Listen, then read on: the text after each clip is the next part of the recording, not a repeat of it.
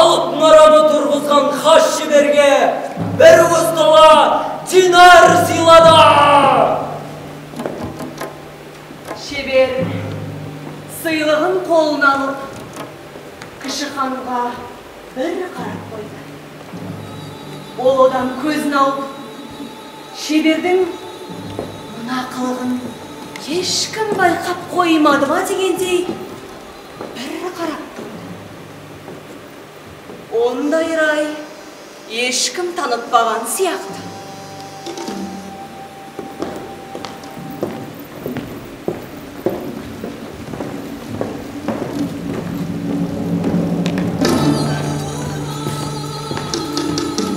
Әмірші, той аяқталған соң қуанышында шек болмады. Аспандағы айдан дейді. Есігіне елеңдеумен болды.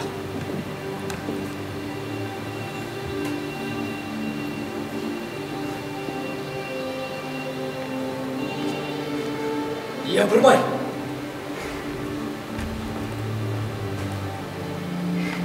Япырмай. Мынау, әлгі алма. Сонда бәйбішенің жасағаны кіші ханымға болды ма? Солай.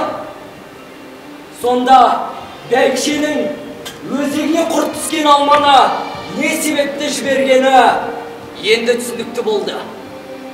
Әлгі шебер мұнараға өзінің өліп өшкен махаббатынан басқа төк те бейнелемепті.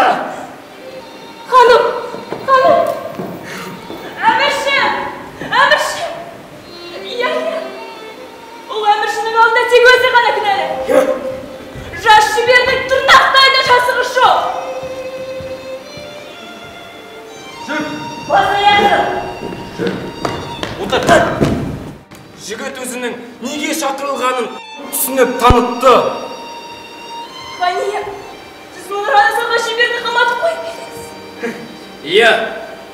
Оның ешқандай жазығы жоқ. Білем. Ештеңе де болған жоқ. Оны да білем.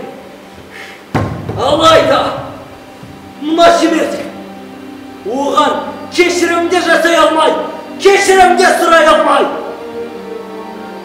Асылқы ойлап, нұр жайнаған қос жанары. Қос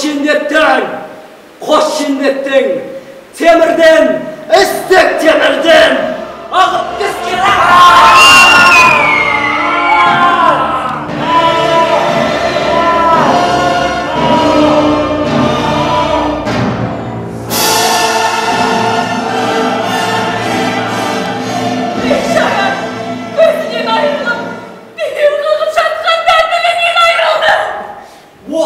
Оқтан, арам ауа кіргендердің жалғыз еме, жалғыз ғана еме, қанды қасап қана. Құдайы Алласы жібермеген, шауа жібермеген қанды қасапта өзі жасай. Қорқпа, барар жерің бәрібір, жердің